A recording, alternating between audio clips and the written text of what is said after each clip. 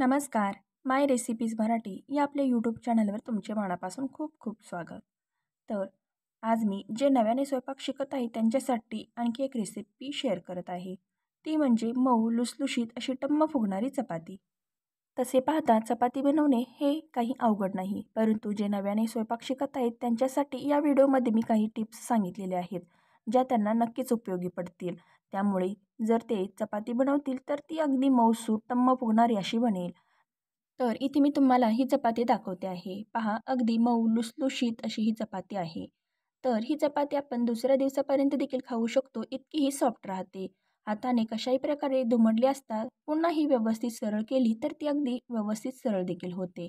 पहा, अजिबात ती तुटलेली देखील नाही, अजिबात ही चपाती वातड देखील होत नाही. यासाठी या व्हिडिओमध्ये काही टिप्स शेअर केलेल्या आहेत, ज्या तुम्हाला नक्कीच उपयोगी पडतील.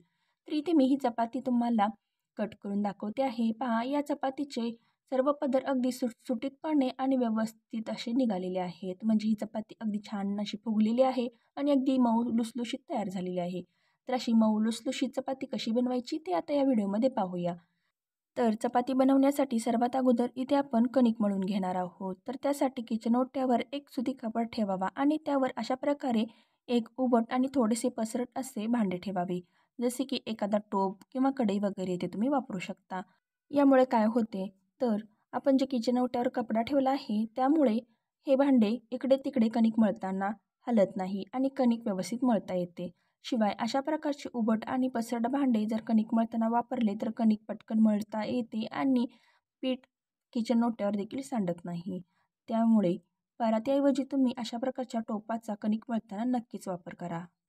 तर इथे मी गव्हाचे पीठ घेतले आहे. हे गव्हाचे पीठ मी अगोदरच मोठ्या छिद्राच्या चाळणीने चाळून घेतले आहे.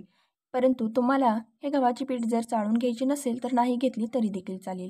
परंतु बऱ्याच वेळा दळून आणताना या पिठामध्ये गव्हाचे अख्खे दाणे तसेच येतात किंवा कोंडा हा जास्त प्रमाणात असतो किंवा मोठ्या आकारात असतो.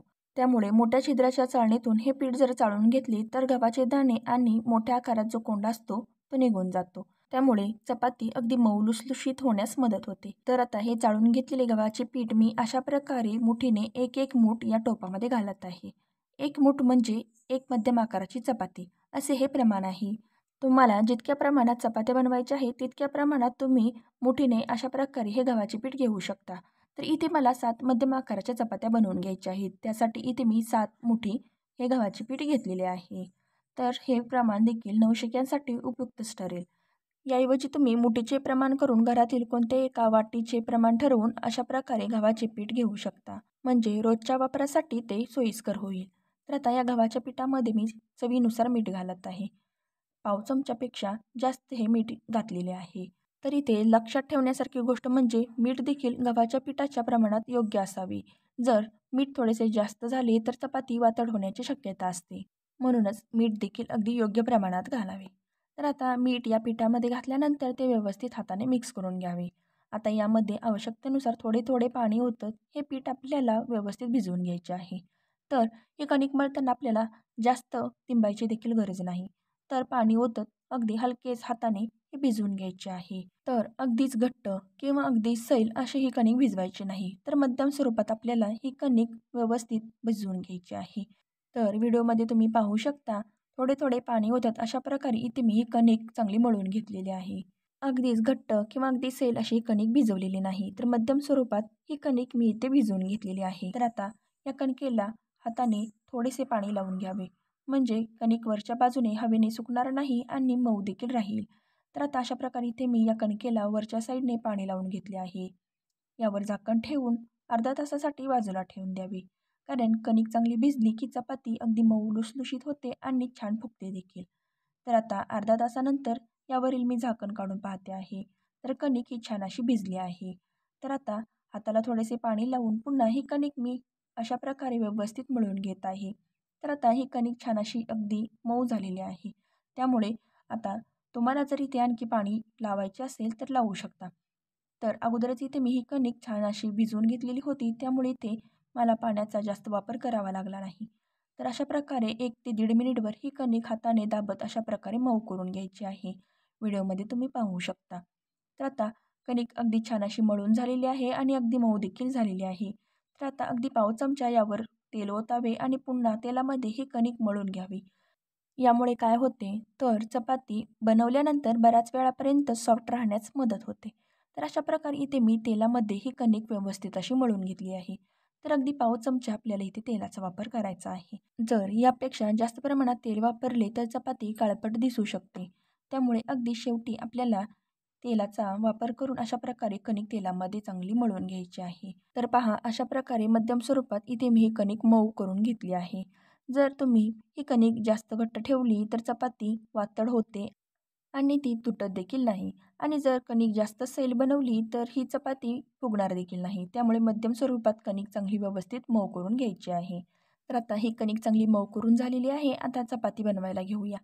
तर इथे मी गव्हाचे थोडेसे कोरडे पीठ हाताला लावण्यासाठी आणि चपातीला लावण्यासाठी घेतले आहे. तर हाताला थोडेसे हे गव्हाचे कोरडे पीठ लावून अशा प्रकारे हव्या त्या आकाराचा आपल्याला उंडा बनवून घ्यायचा आहे.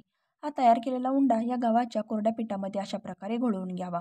हा तयार केलेला उंडा पोळपाटावर ठेवावा आणि लाटण्याने अशा प्रकारे लाटून घ्यावा. पुरीच्या आकारापेक्षा थोडा मोठ्या आकारात हा लाटून घ्यायचा आहे. व्हिडिओमध्ये तुम्हाला दिसतच असेल. आता चमच्याने यावर थोडेसे तेल ओतावे आणि हाताने ते अशा प्रकारे व्यवस्थित लावून घ्यायचे आहे. नंतर हा तेल लावलेला भाग अशा प्रकारे दुमडून घ्यावा आणि त्या वरच्या भागाला देखील चमच्याने थोडेसे थेंबर तेल ओतून हाताने व्यवस्थित पसरवून घ्यावे आणि अशा प्रकारे तो देखील पुन्हा दुमडून घ्यावा. तर अशा प्रकारे याची त्रिकोणी आकारात घडी तयार होते. तर आता तयार केलेली ही त्रिकोणी आकाराची घडी हातावर उचलून घ्यावी आणि बोटाच्या साहाय्याने अशा प्रकारे याच्या सर्व कडा व्यवस्थित दाबून घ्याव्यात. तर या कडा दाबून व्यवस्थित घेतल्या की चपाती टम्म फुगायला मदत होते. तर व्हिडिओमध्ये तुम्ही पाहू शकता. आता तयार केलेला हा त्रिकोणी आकाराचा जो उंडा आहे तो मी पुन्हा एकदा गव्हाच्या कोरड्या पिठामध्ये घोळवून घेतला आणि पोळपाटावर ठेवून अशा प्रकारे अगदी हलक्या हाताने याला गोलाकार देत मी लाटून घेत आहे. व्हिडिओमध्ये तुम्ही पाहू शकता. तर आपण ही कणिक छान अशी मध्यम स्वरूपात सैलसर मळून घेतली होती आणि अगदी मऊ देखील करून घेतली होती. त्यामुळे चपाती लाटणे अगदी सोयीस्कर होते. व्हिडिओमध्ये तुम्ही पाहू शकता. जर ही चपाती लाटण्याला किंवा पोळपाटाला चिकटत असेल तर गव्हाचे हे कोरडे पीठ थोडेसे लावू शकता. तर दोन्ही बाजूंनी आलटून पलटून ही चपाती व्यवस्थित लाटून घ्यायची आहे. जर तुम्ही एकाच बाजूने चपाती लाटत राहिलात तर चपाती ही एका बाजूने जाड आणि एका बाजूने पातळसर तयार होते. त्यामुळे दोन्ही बाजूंनी अशा प्रकारे आलटून पालटून चपाती ही व्यवस्थित लाटून घ्यायची आहे.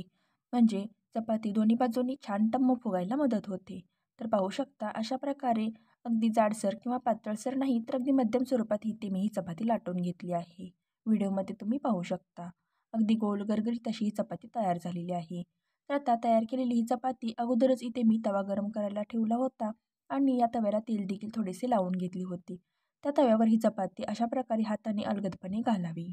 इथे लक्षात ठेवण्यासारखी गोष्ट म्हणजे तवा देखील जास्त गरम नसावा, तो मध्यम स्वरूपात गरम असायला हवा. आता गॅसची फ्लेम देखील मध्यम ठेवावी आणि खालच्या बाजूने ही चपाती चांगली भाजून घ्यायची आहे. तर अशा प्रकारे या चपातीला खालच्या बाजूने थोडेसे फुगे येऊ लागले की ती चपाती पलटून घ्यावी. व्हिडिओमध्ये तुम्हाला दिसतच असेल. तर आता दुसऱ्या बाजूने ही चपाती आपल्याला चांगली भाजून घ्यायची आहे. तर इथे तुम्ही पाहू शकता ही चपाती आता चांगली भाजली गेलेली आहे आणि याला हलकेसे थोडेसे डाग देखील पडू लागलेले आहेत. तर आता आपल्याला इथे यावर थोडेसे तेल ओतून ते व्यवस्थित लावून घ्यायचे आहे. तर पहा अगदी टम्म अशी ही फुग्याप्रमाणे चपाती फुगत आहे. तर दुसऱ्या बाजूने ही तेल लावून ही चपाती चांगली भाजून घ्यावी. तर गॅसची फ्लेम देखील मध्यमच आपल्याला इथे ठेवायची आहे. तर पहा तेल लावल्यानंतर दोन्ही बाजूनी ही चपाती मी आलटून पालटून भाजून घेत आहे.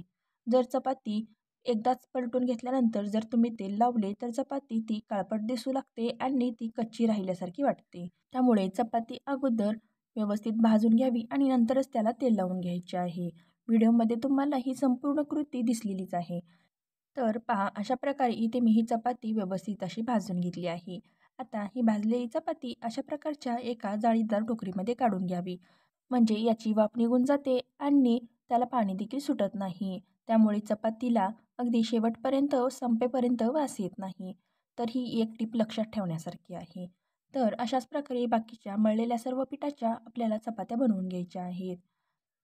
तर इथे मी तुम्हाला आणखी एक चपाती बनवून दाखवते आहे. तर बऱ्याच जण या चपातीला घडीची पोळी किंवा पोळी असे म्हणतात. तुमच्याकडे चपातीला चपाती की घडीची पोळी म्हणतात ते देखील कमेंट बॉक्समध्ये नक्की सांगा. तर पहा अशा प्रकारे इथे मी सर्व चपात्या बनवून घेत आहे. अगदी मऊ लुसलुशीत फुग्याप्रमाणे टम्म फुगणाऱ्या या चपात्या तयार झालेल्या आहेत. तर पाहू शकता दिसायला देखील अगदी पांढऱ्या शुभ्र सुरेख अशा या चपात्या तयार झालेल्या आहेत. तर इथे मी तुम्हाला दाखवते आहे की मी 7 चपातीच्या प्रमाणात 7 मुठी इतके गव्हाचे पीठ घेतले होते आणि तेवढ्या प्रमाणात अगदी परफेक्ट अशा 7 चपात्या तयार झालेल्या आहेत. तर हे अगदी योग्य प्रमाण आहे. तर पाहू शकता अगदी मऊ लुसलुशीत अशा या चपात्या तयार झालेल्या आहेत. हाताने दुमडल्यानंतर देखील अगदी पुन्हा सरळ व्यवस्थित अशा या चपात्या होत आहेत. इतक्या या मऊसूत आणि अगदी लुसलुशीत तयार झालेल्या आहेत. पाहू शकता कशाही प्रकारे इथे मी ही चपाती दुमडली असता ती पुन्हा सरळ केली तर व्यवस्थित सरळ होत आहे. आणि पहा अगदी मऊ लुसलुशीत अशी ही चपाती तयार झालेली आहे. तर इथे मी तुम्हाला एक चपाती मोडून दाखवते आहे आणि या चपातीला पदर देखील अगदी छान सुटलेले आहेत. पाहू शकता 3 ते 4 असे सुटसुटीत पदर या चपातीला सुटलेले आहेत. तुम्हाला जर हा आजचा व्हिडिओ आवडला असेल तर लाईक आणि शेअर करा. चॅनलवर नवीन असाल तर सबस्क्राईब करायला विसरू नका. धन्यवाद.